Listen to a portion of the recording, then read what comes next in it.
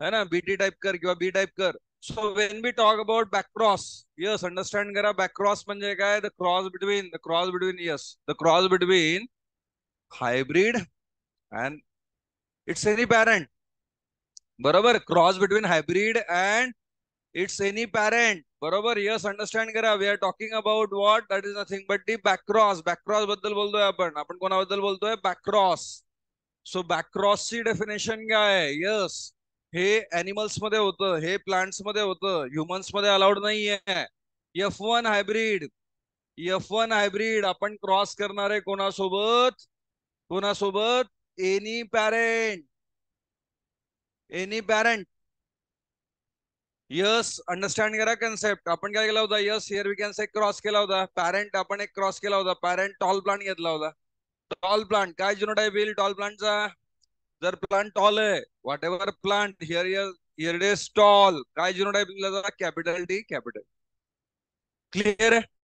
आपण क्रॉस केला होता कोणासोबत? डॉर्क प्लांट सोबत. डॉर्क प्लांट एक छोटासा प्लांट आहे, डॉर्क प्लांट आहे, हाईट कमी आहे. काय जिनोटाइप लिहिला? Small T small. करेक्ट आहे. हे झाले पॅरेंट. आता गॅमेट्स. गॅमेट्स काय बनतील मग इथे? है ना, capital T. Gametes are haploid. Gametes कोणते बनतील? यस गॅमेट्स बनतील कॅपिटल टी. आणि इथे कोणता गॅमेट बनेल? Small T. हे समजलं सगळ्यांना?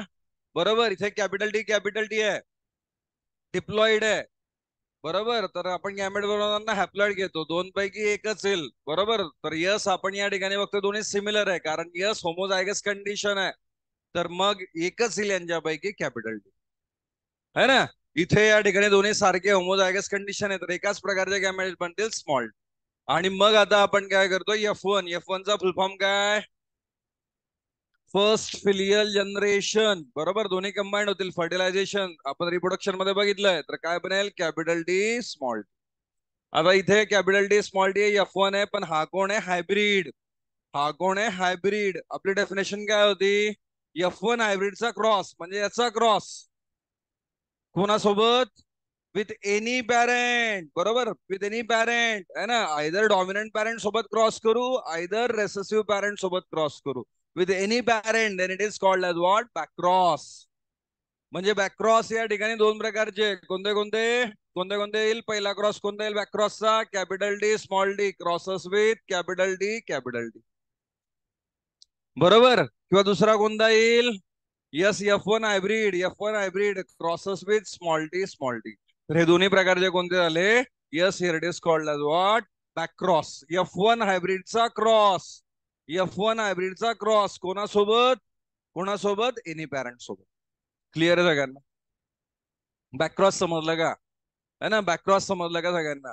पण most important, yes most important आपण बघतोय या ठिकाणी सेकंड कन्सेप्ट कोणता? आता टेस्ट्रॉस. टेस्ट्रॉस. आता बॅकक्रॉस झालं, आता आपण काय बघतोय? टेस्ट्रॉस. टेस्ट्रॉस म्हणजे काय? बॅकक्रॉस समजलं आपल्याला. बॅकक्रॉस म्हणजे F1 हायब्रिड. रुपाली इकडे लक्ष देत आहे, बोलायचं नाही आपलं, ते महत्वाचं आहे ना. प्रत्येक लेक्चरला सांगावं लागतं, तसं करू नका. एकदा सांगितलं म्हणजे ते समजलं पाहिजे. आपसात बोलायचं नाही, किती पण इम्पॉर्टंट काम असलं तर इकडे फोकस करायचं, लक्ष द्यायचं सर्वांनी. क्लिअर आहे? बरोबर, यस आपण आता बघतोय yes testcross. What is mean by testcross? Testcross म्हणजे काय? तर यस F1 हायब्रिडचा क्रॉस. F1 हायब्रिडचा क्रॉस कोणासोबत? यस है ना, कोणासोबत? सगळ्यांनी बोला, कोणासोबत? Recessive parent. एनी पॅरेंट नाही म्हटलं आपण, एनी शब्द आता रिप्लेस करतोय कोणासोबत? रेसेसिव्ह सोबत. है ना. सो टेस्ट्रॉस. टेस्ट्रॉस यस या ठिकाणी टेस्ट्रॉसची डेफिनेशन काय आहे? Cross of F1 hybrid with, come on सगळ्यांनी बोला, F1 हायब्रिडचा क्रॉस कोणासोबत? दोन तीन जण बोलतच नाही का बरं? का बरं बोलत नाहीये? एकदा सांगितलं मी, सगळ्यांनी बोला तर सगळ्यांनी बोलायचं. F1 हायब्रिडचा क्रॉस कोणासोबत? रेसेसिव्ह पॅरेंट सोबत. मग मला सांगा, मग मला सांगा, इथे लिहिलंय मी एक, इथे लिहिलंय मी दोन. हे दोन्ही बॅक क्रॉस आहे, पण यांच्यातला एक क्रॉस टेस्ट क्रॉस पण आहे. पहिला का दुसरा? कोणता? पहिला का दुसरा? दुसरा. का बरं दुसरा म्हटलं आपण? यस अंडरस्टँड करा, इथे F1 हायब्रिड आहे, पण त्याचा क्रॉस कोणासोबत आहे? रेसेसिव्ह सोबत नाही आहे. तर पहिला फक्त बॅकक्रॉस आहे, बरोबर, कारण तो डॉमिनंट पॅरेंट सोबत आहे, तर that is here we can say backcross. पण दुसरा है ना, यस F1 हायब्रिड कोणासोबत क्रॉस करतोय आपण, है ना, यस या ठिकाणी रेसेसिव्ह पॅरेंट सोबत, तर हा बॅकक्रॉस पण आहे ऍज वेल एज टेस्ट क्रॉस पण. समजतंय, हा फक्त आणि फक्त बॅकक्रॉस आहे, पण हा बॅकक्रॉस पण आहे आणि टेस्ट क्रॉस पण. So every test cross is backcross. प्रत्येक टेस्ट क्रॉस काय असतो, बॅकक्रॉस असतो. प्रत्येक टेस्ट क्रॉस काय असतो, बॅकक्रॉस असतो. पण प्रत्येक बॅकक्रॉस टेस्ट क्रॉस आहे का, नाही. हा बॅकक्रॉस फक्त बॅकक्रॉस आहे, it is not test cross. Clear आहे सगळ्यांना. प्रत्येक टेस्ट क्रॉस बॅकक्रॉस असतो, पण प्रत्येक बॅकक्रॉस टेस्ट क्रॉस नसतो. समजतंय का मी काय बोलतोय. जेव्हा F1 हायब्रिडचा क्रॉस रेसेसिव्ह पॅरेंट सोबत होईल, कोणत्या पॅरेंट सोबत, रेसेसिव्ह, तर तो टेस्ट क्रॉस पण आहे, तो बॅकक्रॉस पण. पण F1 हायब्रिडचा क्रॉस जेव्हा डॉमिनंट पॅरेंट सोबत होईल, तेव्हा तो टेस्ट क्रॉस आहे का, नाही आहे, तेव्हा तो फक्त आणि फक्त काय आहे, बॅकक्रॉस. क्लिअर, सगळ्यांना समजलं का. आपण हा क्रॉस करून बघू, यस या ठिकाणी टेस्ट क्रॉस करून बघू, F1 हायब्रिडचा क्रॉस कम्प्लीट करू आणि कोणता रेशो भेटतोय ते आपण अंडरस्टँड करू. सो यस, आपण काय घेतलं, F1 हायब्रिड कोणासोबत क्रॉस करू आता, रेसेसिव्ह पॅरेंट, है ना. इथे लिहिल मी पॅरेंट, नंतर काय लिहायचं मला, गॅमेट. इथे किती प्रकारचे गॅमेट बनतील, दोन प्रकारचे, एक बनेल कॅपिटल टी, दुसरा बनेल स्मॉल टी. इथे किती प्रकारचे गॅमेट बनतील, एक प्रकारचा. आपण पनेट स्क्वेअर काढू, male female capital T small T. इथे काय आहे, स्मॉल टी. इथे काय लिहू मी आता, कॅपिटल टी स्मॉल टी. हा प्लांट कसा आहे, टॉल आहे का डॉर्फ आहे, टॉल, कारण त्याच्यामध्ये कॅपिटल टी. आणि आता इथे आपण कंबाईन केलं यांना, तर आपल्याला रेशो भेटला टॉल इज टू डॉर्फ. काय रेशो भेटला आपल्याला, 1:1. तर हा फिनोटायपिक रेशो आहे. फिनोटायपिक रेशो टेस्ट क्रॉसचा काय असतो, मोनोहायब्रिड क्रॉस मध्ये 1:1. आणि जिनोटाइप रेशो पण काय, capital T is to small D, capital T small D is to small D small D, तो पण काय रेशो आहे, 1:1. म्हणजे जेव्हा आपण हायब्रिड कोणासोबत क्रॉस करतो, रेसेसिव्ह पॅरेंट सोबत, तेव्हा 50% या केसमध्ये आपल्याला काय भेटले, टॉल प्लांट भेटले. 50% या केसमध्ये आपल्याला काय भेटले, असं नाही की 2च प्लांट भेटतील, हजारो प्लांट भेटतील. जर 1000 प्लांट भेटले तर 500 प्लांट काय भेटतील, टॉल, 500 प्लांट काय भेटतील आपल्याला, डॉर्फ. रेशो आहे 1:1, है ना, बरोबर. मी सांगितलं तुम्हाला काल क्वेश्चन आहे, काय क्वेश्चन आहे, बरोबर. If F1 hybrid, F1 hybrid है ना, capital D small D crosses with P plant, आपण एका पी प्लांट सोबत क्रॉस केला, ह्याचं जिनोटाइप दिलाय का, नाही. जिनोटाइप फक्त कोणाचं दिलाय, हायब्रिडचं, बरोबर है ना. So yes, if here we can say what, capital D small D plant, याचा जिनोटाइप दिलाय crosses with 1 P plant. We got 501 tall plant, 501 tall plant भेटले, 499 डॉर्फ प्लांट भेटले. What is the genotype of this P plant, या P प्लांटचा genotype काय. तर इथे आपण काय बघतोय, 501 भेटले आणि 499 भेटले, म्हणजे रेशो काय भेटलाय, 1:1. मग 1:1 केव्हा भेटतो, जेव्हा कोणासोबत क्रॉस होईल, रेसेसिव्ह पॅरेंट सोबत. तर याचं जिनोटाइप काय आहे, स्मॉल टी स्मॉल टी. किंवा मग असं म्हणतील है ना, 1 पी प्लांट, याचं जिनोटाइप देणार नाही, crosses with the recessive plant, and we got here we can say 501 and then 499 plant, then what will be the genotype. तर मग याचा genotype काय येईल, हायब्रिड, कॅपिटल टी स्मॉल. समजतंय का सगळ्यांना मी काय बोलतोय, बरोबर, समजतंय का, मला सांगा, बरोबर, यस मला सांगा, बरोबर, है ना. दुसरं एक्झाम्पल आपण एक बघितलं होतं, राऊंड सीड असतो आणि दुसरा कोणता असतो, रिंकल्ड, करेक्ट आहे. राऊंडला आपण म्हणतो कॅपिटल आर आणि रिंगलला आपण म्हणतो स्मॉल आर. जिनोटाइप त्याचा क्लिअर आहे, बरोबर. आता मी एक क्रॉस केला रिंकल्ड सोबत, बरोबर, एक क्रॉस केला मी रिंकल्ड सोबत पी प्लांटचा, याचा जिनोटाइप माहिती आहे का, नाही.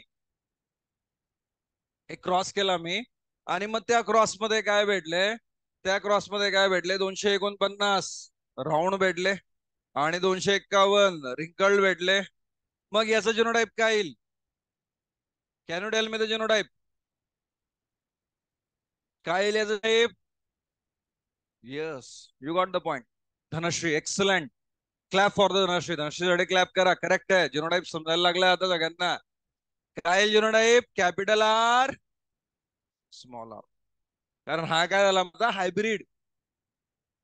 आणि जर जर जर रेशो असा न भेटता मी एक क्रॉस केला पी प्लांट सोबत, एक क्रॉस केला पी प्लांटचा रेसेसिव्ह पॅरेंट सोबत, आणि यस 500च्या 500 मला काय भेटले? राऊंड 500. सगळेच्या सगळे जेवढे पण भेटले तेवढे काय भेटले? Round. What will be the genotype? काय येईल मग जिनोटाइप? जिनोटाइप काय येईल मग? Capital R, capital R. समजलं का? कारण यस, जर आपण क्रॉस केला कॅपिटल आरचा स्मॉल आर सोबत, तर मग इथे बनेल कॅपिटल आर, इथे बनेल स्मॉल आर, दोन्ही युनाइट होतील कॅपिटल आर स्मॉल आर. सगळे सीड कसे असतील? राऊंड. जर एकाच प्रकारचे भेटले तर यस हा आपला काय झाला? होमोझायगस. आणि जर 1:1 रेशो भेटला तर हा आपला काय झाला? हेट्रोझायगस. समजतंय का सगळ्यांना? जर इथे माहित नसेल जिनोटाइप, जिनोटाइप काय आहे बरोबर, तर यस कोणते प्लांट आपल्याला भेटले त्याच्यावरून आपण काय काढू शकतो? जिनोटाइप. त्याच्यावरून आपण काय काढू शकतो? जिनोटाइप. म्हणजे testcross. Testcross is important to find out. Testcross is important to find out unknown, unknown genotype. Unknown genotype जर फाइंड आउट करायचं असेल एखादा प्लांट जातो होमोझायगस आहे का हेट्रोझायगस आहे, तर हे आपण कशाद्वारे काढू शकतो? टेस्ट क्रॉस द्वारे. आणि त्याच्यामुळे इम्पॉर्टन्स आहे कारण यस मेंडलने जेव्हा या ठिकाणी सिलेक्ट केले होते क्रॉस करताना पॅरेंट इनिशियली, तर सगळे कसे होते? होमोझायगस. मेंडलने काय केलं? यस अंडरस्टँड करा. बरोबर, एक प्लांट घेतला, टॉल प्लांट घेतला, एक प्लांट घेतला, डॉर्फ प्लांट घेतला. आता डॉर्फ प्लांट मध्ये प्रॉब्लेम नाहीये. डॉर्फ प्लांट कसं स्मॉल टी स्मॉल टी, पण प्रॉब्लेम कुठे आहे? प्रॉब्लेम कुठे? टॉल प्लांट मध्ये either it is capital T small T, either it is capital T, दोन ऑप्शन्स आहेत. मग मेंडलने जेव्हा क्रॉस केला तेव्हा त्याला होमोझायगसच पाहिजे होतं फर्स्ट स्टेप मध्ये. पहिल्या स्टेप मध्ये ज्याने जेव्हा क्रॉस केला तेव्हा काय पाहिजे होतं त्याला? Homozygous plant. कसं डिसाईड केलं असेल त्याने? बरोबर, त्याने कसं डिसाईड केलं? तेव्हा तर टेस्ट्रॉसचा शोध त्यानेच लावला. त्याच्या आधी नव्हतं टेस्ट्रॉस. तर तो काय करायचा? जोपर्यंत टेस्ट्रॉस आहे ना या ठिकाणी बरोबर डिस्कवर झालं नव्हतं तोपर्यंत तो काय करायचा? टॉल प्लांट, टॉल प्लांट आहे ना, तर यस होमोझायगस आहे का हेट्रोझायगस आहे त्याला तो सो करायचा 3 जनरेशन पर्यंत. आणि 3 जनरेशन पर्यंत जर सगळे सीड टॉल भेटताय तर तो काय झाला? होमोझायगस. आणि त्याच्यामध्ये जर काही डॉर्फ भेटताय तर मग तो काय झाला? हेट्रोझायगस. समजतंय का? बरोबर. आणि त्याच्यामुळे त्याने काढलं एक मेथड शोधून काढली की एवढं 3 जनरेशन पर्यंत जाण्याची गरज नाही, एका क्रॉस मध्ये पण समजेल आपल्याला. जर आपण डायरेक्टली क्रॉस केला रेसेसू सोबत, जर सगळे एकाच प्रकारचे भेटले तर तो होमोझायगस आहे. आणि जर 2 प्रकारचे प्लांट भेटले 1:1 आहे ना या ठिकाणी रेशो मध्ये, तर तो काय आहे? हेट्रोझायगस आहे. सो हेट्रोझायगसचा इम्पॉर्टन्स काय आहे? यस या ठिकाणी टेस्ट्रॉस आपण बघतोय. Testcross crossing of an organism with dominant phenotype to a recessive individual. Crossing of organism with dominant phenotype. Dominant genotype नाही म्हटलं. डॉमिनंट जिनोटाइप झालं असतं तर ते कॅपिटल टी होऊन गेलं असतं. डॉमिनंट फिनोटाइप आहे म्हणजे टॉल. टॉल काय? डॉमिनंट फिनोटाइप आहे. तर तो आपण रेसेसिव्ह इंडिव्हिज्युअल म्हणजे डॉर्फ सोबत क्रॉस करतोय, तर रेशो आपल्याला भेटणार आहे 1:1. आणि यस टेस्ट्रॉस का महत्वाचं आहे? आयदर दरवर्षी एक क्वेश्चन येतो कंपल्सरी, एकतर नीट मध्ये येईल, एकतर स्टेट बोर्ड मध्ये येईल, किंवा एकतर बोर्डात येईल. काय येईल? बरोबर, टेस्ट्रॉस वर. का बरं? कारण यस याचा इम्पॉर्टन्स काय आहे? It is use to find out unknown genotype.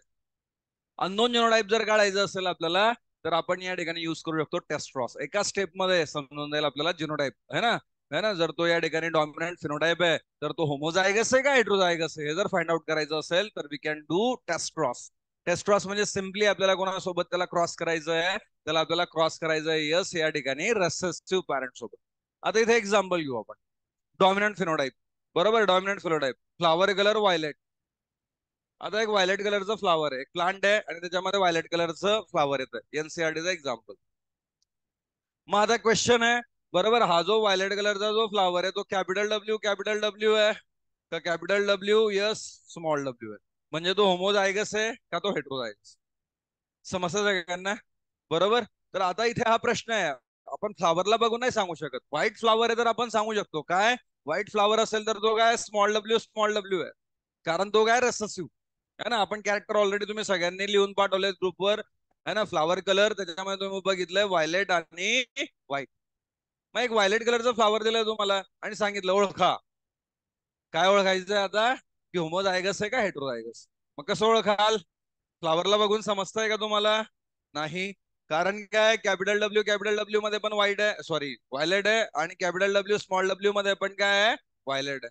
मग आता कसं ओळखायचं? तर आपण काय करू याला, यस सिम्पली क्रॉस करू. कोणासोबत क्रॉस करू? व्हाईट फ्लावरच्या प्लांट सोबत.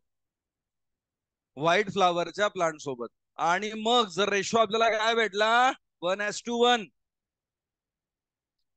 जर रेशो आपल्याला काय भेटला 1:1, तर मग तो आपला फ्लावर कसा होता, कसा होता हा फ्लावर कसा येईल, होमोझायगस का हेटेरोझायगस? जर 1:1 रेशो भेटला तर होमोझायगस येईल का हेटेरोझायगस येईल आपला?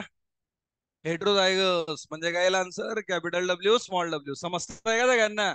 पण जर सगळे एकाच प्रकारचे प्लांट भेटले, एकाच प्रकारचे व्हायलेट कलरचे भेटले F1 मध्ये, तर मग तो निश्चितच कॅपिटल डब्ल्यू स्मॉल डब्ल्यू नाही आहे, तर तो काय आहे, कॅपिटल डब्ल्यू आहे. तो काय आहे, होमोझायगस आहे. कारण इथे होमोझायगस असताना आपल्याला सगळे व्हायलेट कलरचे फ्लावर भेटतील. किती पण फ्लावर भेटो, 100,000 लाख व्हॉट एव्हर, सगळे व्हायलेट कलरचे भेटतील.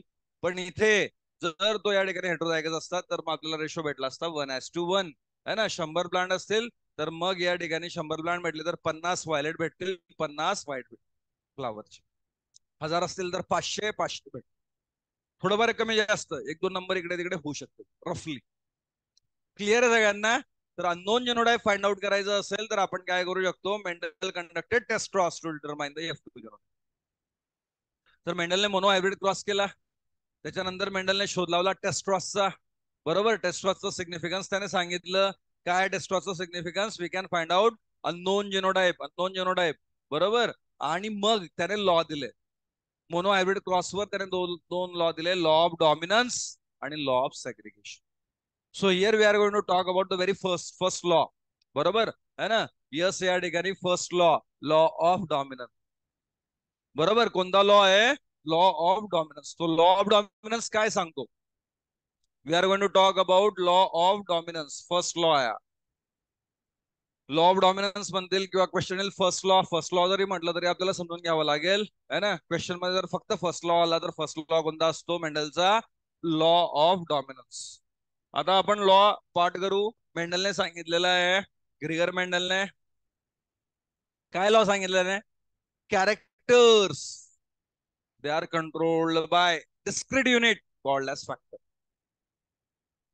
बरोबर, पहिला लॉ आहे मेंडलचा लॉ. पहिल्या लॉचं पहिलं स्टेटमेंट आहे. या लॉ मध्ये किती स्टेटमेंट आहे, 3 स्टेटमेंट आहे. बरोबर, पहिलं स्टेटमेंट आपण समजून घेतोय है ना. मेंडलने, त्याला आपण आज या ठिकाणी म्हणतोय पायोनियर आहे. मेंडल काय ग्रेट आहे, मेंडल काय जिनियस आहे. बरोबर, फादर ऑफ जेनेटिक्स आहे. तर या एका स्टेटमेंटमुळे, हे स्टेटमेंट त्या काळात कोणालाच माहित नव्हतं, आज आपल्याला माहिती आहे, त्याच्यामुळे विशेष वाटत नाही. पण yes, we are talking about 18th century है ना. आपण या ठिकाणी बोलतोय बरोबर है ना, 18व्या सेंचुरी बद्दल. मेंडलचा जन्म झाला होता 1822 आणि त्याची डेथ झाली होती 1884 मध्ये.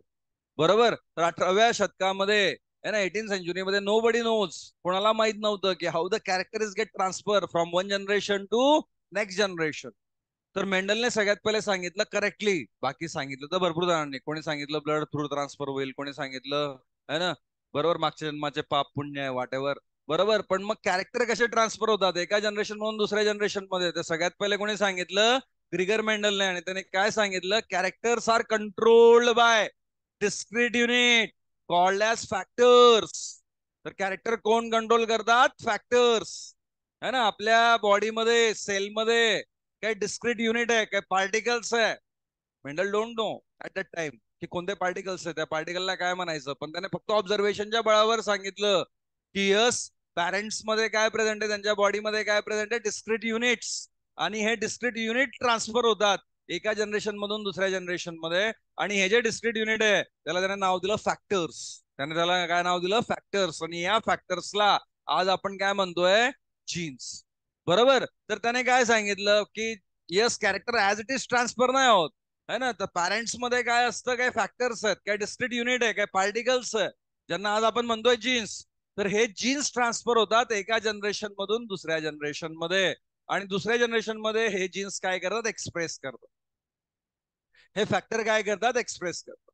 तर हा जो या ठिकाणी सिनारिओ आहे, हा जो कन्सेप्ट आहे, सगळ्यात पहिले कोणी दिला, ग्रिगर मेंडलने. आणि नंतर जेव्हा 19 सेंचुरीमध्ये शोध लागला मायक्रोस्कोपचा, बरोबर आहे ना, या ठिकाणी यस इलेक्ट्रॉन मायक्रोस्कोपचा, सेलच्या आतमध्ये न्यूक्लियसच्या आतमध्ये बघायला लागले, तर तेव्हा त्यांना ते समजलं की यस, मेंडल जे सांगत होता ते खरंच आहे. हे फॅक्टर्स आहेत, हे जीन्स आहेत, आणि हे एका जनरेशन मधून दुसऱ्या जनरेशन मध्ये जात आहेत, आणि ते एक्सप्रेस करतायत, ते प्रोटीन तयार करतायत, आणि त्या प्रोटीनमुळे काय होतंय, कॅरेक्टर बनतोय. तर कॅरेक्टर कसे ट्रान्सफर होतात, पॅरेंटचे कॅरेक्टर या ठिकाणी प्रोजेनीमध्ये येतात. कसे, तर कॅरेक्टर कोण कंट्रोल करतं, फॅक्टर्स, डिस्क्रीट युनिट. आणि हे जे फॅक्टर आहेत ते कधीही सिंगल नसतात. हे कोणी सांगितलं या ठिकाणी, ग्रिगर मेंडलने ऑब्झर्वेशनच्या बळावर, बरोबर. आणि नंतर ते खरंच तसं होतं, बरोबर. मायक्रोस्कोप मध्ये बघितलं की दोन क्रोमोझोम असतात, पॅटर्नल मॅटर्नल, आणि मग त्यांच्यावर जीन्स आहे, पॅटर्नल मॅटर्नल, आणि त्यांच्यामध्ये एक डॉमिनंट आहे, एक रेसेसिव्ह आहे, वाटेवर, बरोबर. कोणत्या प्रकारचा जीन आलाय त्याच्यावर डिपेंड करेल की कोणत्या प्रकारचा कॅरेक्टर एक्सप्रेस होईल. समजतायत का सगळ्यांना, बरोबर. जर मदर कडून पण डॉमिनंट जीन आला, फादर कडून पण डॉमिनंट जीन आला, बरोबर, तर तो त्या जीन साठी होमोझायगस झाला, त्याच्यामध्ये काय होईल, तो कॅरेक्टरच एक्सप्रेस होईल. समजतंय का, बरोबर. जर मदर कडून पण रेसेसिव्ह जीन आला, फादर कडून पण रेसेसिव्ह जीन आला, तर मग तो कॅरेक्टर एक्सप्रेस होईल. पण जर यस मदर कडून डॉमिनंट जीन आला, फादर कडून रेसेसिव्ह जीन आला, तर त्यावेळेस कोणाचा कॅरेक्टर एक्सप्रेस होईल, मदरचा का फादरचा, मदरचा. कारण डॉमिनंट जीन कोणाकडून आलेला आहे, मदर कडून. समजतंय का सगळ्यांना. आणि म्हणून कोणाकडून डॉमिनंट जीन आलंय, आपण म्हणतो ना, बरोबर, लहान मुलांना बघितल्यानंतर, है ना, आईवर गेलाय का, वॉटेवर, बाबांवर गेलाय, वॉटेवर.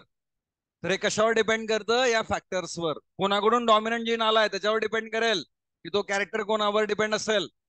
समजतंय का, बरोबर. तर आज तुम्हाला लेक्चर मध्ये समजलं असेल, है ना, की काही कॅरेक्टर आईचे एक्सप्रेस होतात, काही कॅरेक्टर या ठिकाणी वडिलांकडून येतात. असं का होतं, है ना, का होतं, कारण यस या ठिकाणी फॅक्टर कधीही सिंगल नाही आहे. फॅक्टर नेहमी कसे असतात, पेअर्स मध्ये.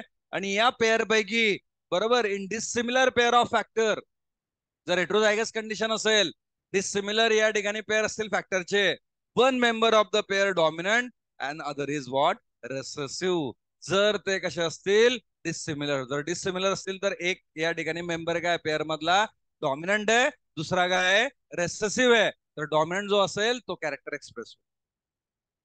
बघा परत एकदा आपण डिस्कस करू लॉ ऑफ डॉमिनन्स, है ना. तर पहिले तर तुम्हाला काय ध्यान ठेवायचं आहे, फर्स्ट लॉ आहे, बरोबर, जेनेटिक्सचा फर्स्ट लॉ आहे, है ना. ग्रिगर मेंडलने 3 लॉ दिलेत, बरोबर. तर पहिला लॉ आहे, आणि हा पहिला लॉ कशावर बेस आहे, मोनोहायब्रिड क्रॉसवर. मोनोहायब्रिड क्रॉसवर पहिले 2 लॉ दिले आहेत, याला एक्सेप्शन आहेत, याला एक्सेप्शन बघू आपण. पण पहिले नॉर्मल लॉ काय तो समजून घ्या. मग याचे एक्सेप्शन आहे को डॉमिनन्स, याचे एक्सेप्शन आहे इनकम्प्लीट डॉमिनन्स, ते आपण नंतर डिस्कस करू, बरोबर. एक्सेप्शन वर नंतर जाऊ आपण. पहिले या ठिकाणी जनरल जनरल थिंग काय ते लक्षात घ्या. तर पहिला लॉ आहे ना, base on the monohybrid cross. पहिला लॉ कोणता आहे, law of dominance. Law of dominance आहे, फर्स्ट लॉ आहे. आणि हा लॉ काय सांगतो, characters are controlled by factors, discrete unit which is called as factor. काय पहिलं स्टेटमेंट सगळ्यांनी सांगायचं आहे, characters are controlled by discrete unit called as factor. सगळ्यांनी बोला, characters are controlled by discrete unit called as factor. तर आज याच्यानंतर कोणालाही डाऊट नको, कॅरेक्टर कोण कंट्रोल करतं, कॅरेक्टर कोण कंट्रोल करतं, फॅक्टर्स. आणि या फॅक्टरला आपण आज काय म्हणतोय, जीन्स. तर कॅरेक्टर कशावर डिपेंड करतात, जीन्सवर, बरोबर. दुसरा point, yes factor are occur in pairs. Factor occur in pairs, genes हे जे फॅक्टर आहे ते कधी सिंगल असतात का, नाही. तर ते कसे असतात, पेअर्स मध्ये, बरोबर. पेअर्स मध्ये आयदर कॅपिटल टी पेअर आहे, आयदर स्मॉल टी पेअर आहे, either capital T small T, है ना, या ठिकाणी पेअर आहे, बरोबर. तर फॅक्टर्स कधीही पेअर मध्ये असतात. आणि जर डिसिमिलर पेअर असेल, कॅपिटल टी स्मॉल टी, जर डिसिमिलर आहे, अलिल्स आहेत, बरोबर, यस अल्टरनेटिव्ह फॉर्म्स आहेत, डिसिमिलर पेअर आहे फॅक्टरचे, तर एक मेंबर कसा आहे, डॉमिनंट. कॅपिटल टी कसा आहे, डॉमिनंट. आणि स्मॉल टी कसा आहे, रेसेसिव्ह. दुसरा पेअर, दुसरा मेंबर या ठिकाणी कसा आहे, one member of the pair dominant and other member is recessive. तर दिस इज द फर्स्ट लॉ है ना. तर हे थर्ड स्टेटमेंट जे आहे ते इम्पॉर्टंट आहे. बरोबर, 2 वरचे स्टेटमेंट नाही लिहिले तर चालतील, पण तिसरं स्टेटमेंट समजण्यासाठी पहिले 2 स्टेटमेंट इम्पॉर्टंट आहे. तर तुम्हाला जर विचारला लॉ ऑफ डॉमिनन्स काय सांगतो, तर directly third statement. In dissimilar pair of factor one member of the pair is dominant and then other is recessive. In dissimilar pair of factor, जर डिसिमिलर पेअर ऑफ फॅक्टर असेल capital T small T है ना, hybrid condition असेल, heterozygous condition असेल, तर one member कसा आहे dominant आणि दुसरा मेंबर कसा आहे रेसेसिव्ह. रुपाली सांग बरं थर्ड स्टेटमेंट काय आहे. वाच, सगळ्यांना वाच, सगळ्यांना ऐकू दे, वाच एकदा, तू सगळे ऐकतील.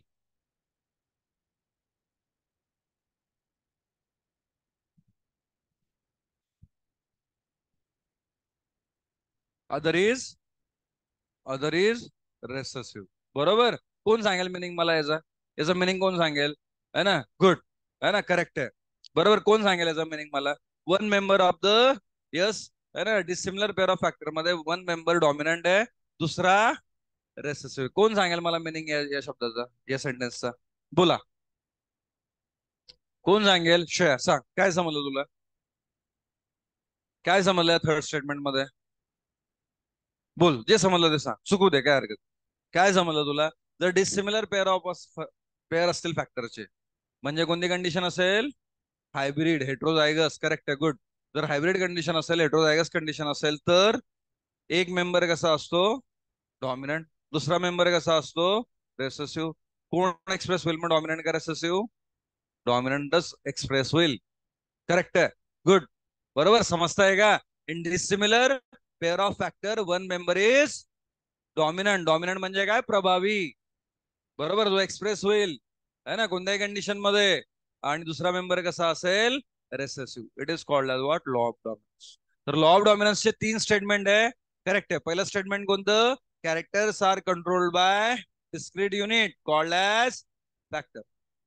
दुसरं स्टेटमेंट काय आहे, factors occur always 100% in pairs. आणि तिसरं स्टेटमेंट काय आहे, in dissimilar pair of factor one member is dominant another member is recessive.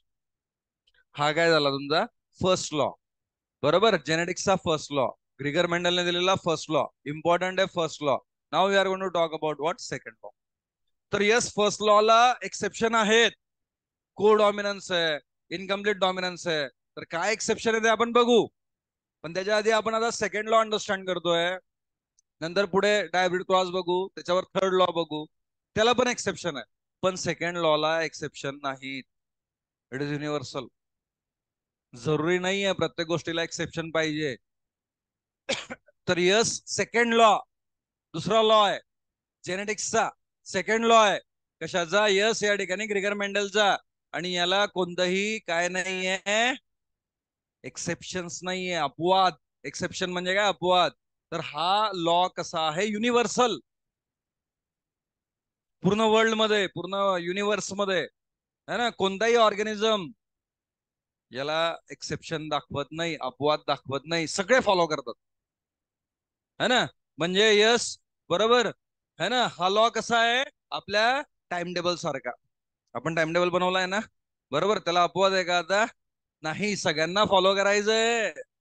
बरोबर, आपण टाइम टेबल बनवलाय, सगळ्यांनी फॉलो करायचंय त्याला बिलकुल. है ना, त्याला अपवाद नाहीये. बरोबर, it is universal. It is rule for success. Success of what, that is nothing but in to the NEET exam. बरोबर, तो लॉ जर तुम्ही फॉलो कराल 100% या ठिकाणी सक्सेस भेट. जे लॉ तो है ना, जे जे तो या ठिकाणी टाइम टेबल फॉलो करणार नाही त्यांना सक्सेस भेटणार नाही. ते 300च्या खाली जातील. समजतंय का. 360 आउट ऑफ 360 पाहिजे असतील तर फक्त तुम्हाला तो काय करायचंय, शेड्यूल कॉपी करायचा रोज. फिनिश. है ना, तसा हा लॉ आहे. याला एक्सेप्शन आहे का, नाहीये. बरोबर, सगळे ऑर्गॅनिझम याला फॉलो करतात. असा एक पण ऑर्गॅनिझम नाहीये पृथ्वीवर जो फॉलो करत नाही लॉ ऑफ सेग्रिगेशन. तर लॉ ऑफ सेग्रिगेशन काय सांगतो, ड्युरिंग गॅमेट फॉर्मेशन, जेव्हा गॅमेट बनतील, ड्युरिंग गॅमेट फॉर्मेशन, यस, आपण बघितलं गॅमेट कसे बनतात है ना, स्पर्मॅटोजेनेसिस, oogenesis झालंय का, रिप्रोडक्शन चॅप्टर मध्ये झालंय. बरोबर, during gamete formation the factors, the alleles of a character pair present in parents segregate from each other, that a gamete receive only one of the two factor. थोड़ा difficult आहे पण meaning एकदम simple आहे. Sentence difficult आहे, NCERT language आहे त्याच्यामुळे difficult आहे, पण मिनिंग एकदम सेपरेट आहे. आपण ब्रेक करू समजून घेऊ है ना. ड्युरिंग गॅमेट फॉर्मेशनच्या वेळेला जे फॅक्टर जे अलील प्रेझेंट आहे कॅरेक्टर पेअरचे है ना कोणामध्ये पॅरेंट्स मध्ये, तर ते काय करतील सेग्रिगेट करतील. सेग्रिगेट म्हणजे सेपरेट, बरोबर है ना. सेग्रिगेट होणे म्हणजे वेगळे होणे, सेग्रिगेट होणे म्हणजे सेपरेट होणे, बरोबर. जुदाई है ना, बरोबर. डिस्टन्स समजतंय का. सेग्रिगेट तर पेअर या ठिकाणी सोबत आहे. कुठे सोबत आहे. यस या ठिकाणी पॅरेंट्स मध्ये, पण कुठपर्यंत सोबत आहे गॅमेट फॉर्मेशन पर्यंत. गॅमेट फॉर्मेशनच्या वेळेला हे अलील सेग्रिगेट होतील, सेपरेट होतील from each other, such that a gamete receive only one of the factor. तर हे गॅमेट नेहमी या ठिकाणी काय करतील एकमेकांपासून सेपरेट होतील. हे जे यस या ठिकाणी फॅक्टर एकमेकांपासून सेपरेट होतील, आणि जेव्हा गॅमेट बनतील तेव्हा एका गॅमेट मध्ये एकच फॅक्टर येईल, दोन्ही फॅक्टर येणार नाही. बघा परत एकदा समजून घ्या. कॅपिटल टी स्मॉल टी आहे, बरोबर. पेअर आहे ना, या ठिकाणी फॅक्टरचा पेअर आहे. गॅमेट फॉर्मेशनच्या वेळेला हे काय करतील सेग्रिगेट होतील, सेपरेट होतील है ना. एक कॅपिटल टी एका गॅमेट मध्ये जाईल, दुसरा कॅपिटल टी दुसऱ्या गॅमेट जाईल. आता हे गॅमेट सेम आहे, सिमिलर गॅमेट, म्हणून आपण म्हणतोय एकाच प्रकारचे गॅमेट बनतील. पण एक गॅमेट बनेल असं म्हटलं का मी, नाही. गॅमेट करोडो बनतील, पण प्रत्येक गॅमेट मध्ये या ठिकाणी काय असेल तर यस या ठिकाणी एकच फॅक्टर असेल, बरोबर. गॅमेट्स आर ऑलवेज अप्लॉइड है ना. जेव्हा आपण म्हणतोय स्मॉल टी तर तेव्हा हे काय होतील या ठिकाणी सेपरेट होतील. एका गॅमेट मध्ये एक स्मॉल टी जाईल, दुसऱ्या गॅमेट मध्ये दुसरा स्मॉल टी, बरोबर. जेव्हा कॅपिटल टी स्मॉल टी आहे तर अगेन हे काय करतील सेग्रिगेट करतील. आता इथे असं नाही होणार एकाच गॅमेट मध्ये दोन्ही आले कॅपिटल टी स्मॉल टी आणि दुसरा नल आहे एम टी आहे, असं नाही होणार. तर एक कॅपिटल टी एका गॅमेट मध्ये जाईल, दुसरा स्मॉल टी दुसऱ्या गॅमेट मध्ये जाईल. समजतंय का, बरोबर. इथे पण या ठिकाणी कॅपिटल टी तर दोन्ही एकाच मध्ये आले आणि दुसरा एम टी, असं नाही होणार. असं झालं तर डिसऑर्डर आहे, डिसीज आहे तो. समजतंय का, बरोबर. तर गॅमेट्स ऑलवेज हॅप्लॉइड है ना. गॅमेट्स काय आहे ऑलवेज हॅप्लॉइड. माझा एक क्वेश्चन आहे, एकदम ऍडव्हान्स क्वेश्चन विचारतोय, बघू तुमच्यामध्ये कोण सांगा, कोणी हुशार आहे का. माझा क्वेश्चन आहे, आपण काय बघितलं लॉ ऑफ सेग्रिगेशन मध्ये गॅमेट तयार होताना कॅरेक्टर या ठिकाणी यस फॅक्टर एकमेकांपासून काय करतील सेग्रिगेट करतील, सेपरेट करतील. कोणत्या फेज मध्ये सेपरेट करतील. सेल डिव्हिजनच्या कोणत्या फेज मध्ये हे सेपरेट होतील. Can you link, can you link. आपण थोडं सिम्प्लिफाय करतो मी, बरोबर. माझा क्वेश्चन आहे की यस फॅक्टर सेग्रिगेट करतील कोणत्या फेज मध्ये, सेग्रिगेट करतील कोणत्या फेज मध्ये. आपण या ठिकाणी डिस्कस केलं होतं मायटॉसिस, सेल डिव्हिजन मध्ये आणि मिओसिस. मला सांगा पहिले मायटॉसिस मध्ये सेग्रिगेट करतील का मिओसिस मध्ये, का दोन्ही दोघांमध्ये. बोला. मायटॉसिस मध्ये करणार नाही, कशामध्ये करतील मिओसिस मध्ये. का, कारण गॅमेट कोणत्या डिव्हिजनने बनतील मिओसिस. आपण काय म्हटलंय हे फॅक्टर केव्हा सेग्रिगेट होतील गॅमेट बनताना, तर मिओसिस मध्ये. आता मिओसिस मध्ये मिओसिस 1 आणि मिओसिस 2 कोणत्या फेज मध्ये सेग्रिगेट करतील. मिओसिस 2, मिओसिस 1, मिओसिस 1 मध्ये आता परत आहे प्रोफेज 1, मेटाफेज 1, एनाफेज 1, टिलोफेज 1 कोणत्या फेज मध्ये सेग्रिगेट करतील.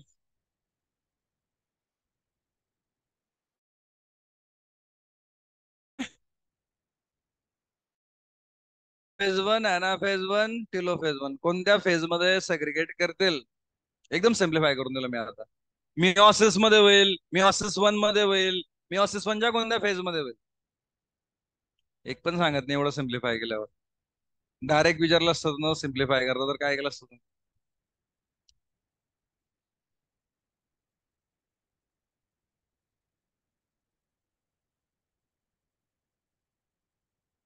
अशी एक डायग्राम काढली होती आपण.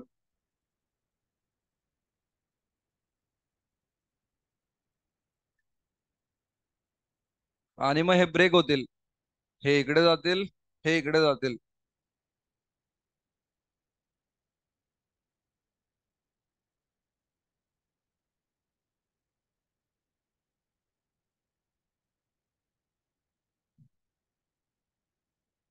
ही कोणत्या फेजची डायग्राम आहे? तर हे काय काढलं काही समजत नाही, कोणी बोलतच नाहीये. ही कोणत्या फेजची डायग्राम आहे? टिलोफेज केव्हा म्हणतो आपण? जेव्हा हे असं बनून जाईल तेव्हा टिलोफेज म्हणतोय आपण. हे ब्रेक होईल आणि ते एकमेकांपासून दूर जात आहे. कोणत्या फेजची डायग्राम आहे? कोणत्या फेज मध्ये सेपरेट होतील? अनाफेज 1. कनेक्ट करा 11वी 12वी.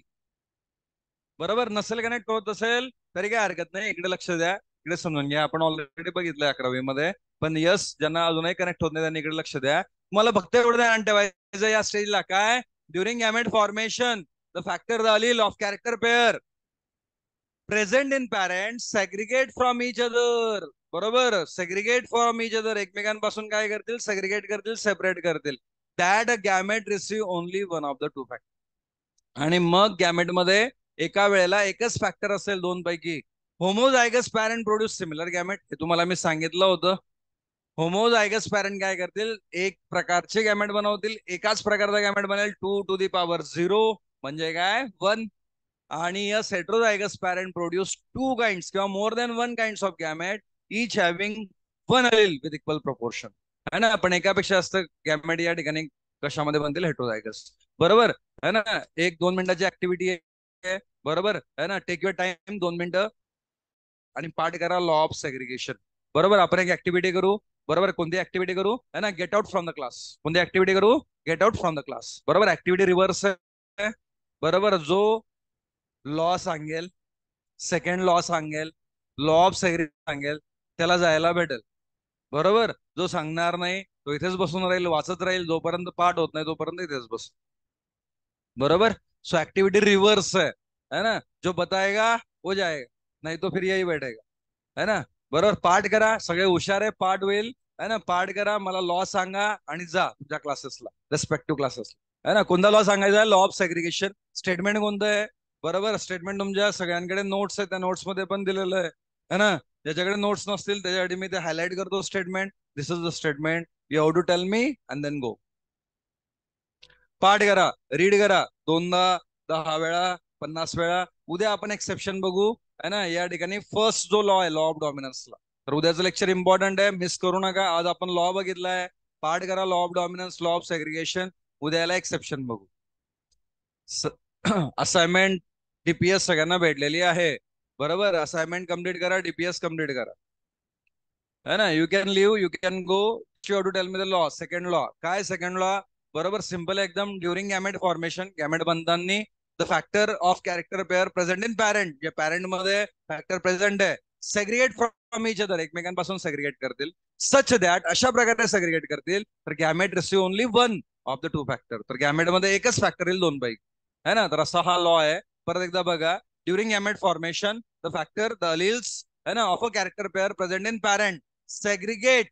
बरोबर, सेग्रिगेट फ्रॉम इच अदर, एकमेकांपासून सेग्रिगेट करतील इन सच दैट वे. बरोबर, अशा प्रकारे सेग्रिगेट करतील की, है ना, gamete receive only one of the two factor. Read करा 2 वेळा, 10 वेळा, 20 वेळा, आणि हा युनिव्हर्सल आहे, याला एक्सेप्शन नाहीये. पूर्ण वर्ल्ड मध्ये सगळे ऑर्गॅनिझम हा लॉ फॉलो करतात.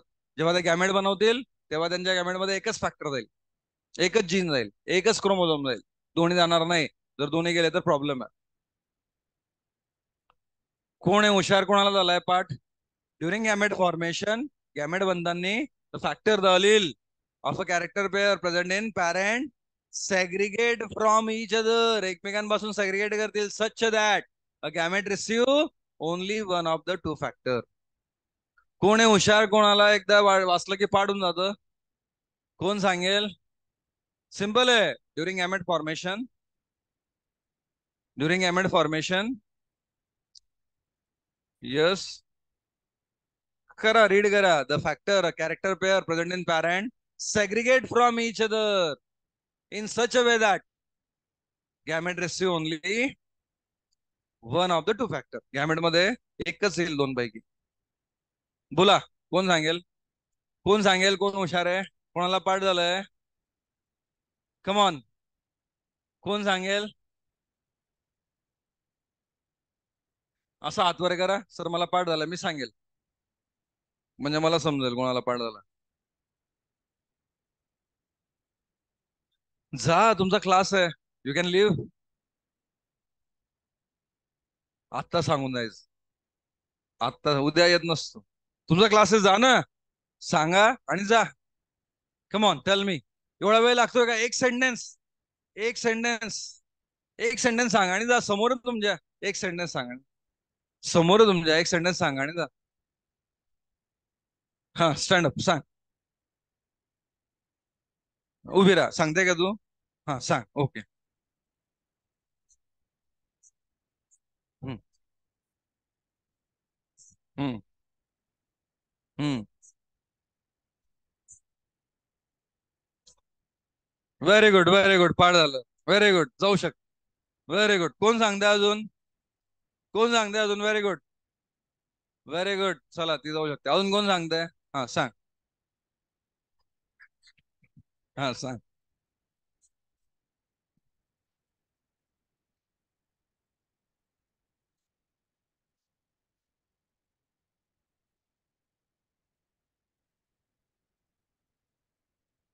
Very good, very good. वैष्णवीने पण सांगितलं, एक्सलंट, करेक्ट आहे. कोण सांगेल अजून? हा, तू सांगते का? During gamete formation, yes.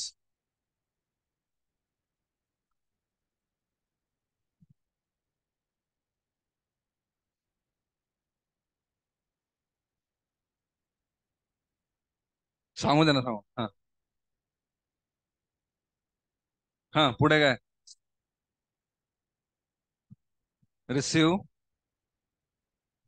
Only one of the. Very good, very good, excellent. अजून कोण सांगेल? हा, सांग. बोल, ड्युरिंग एमेंट फॉर्मेशन.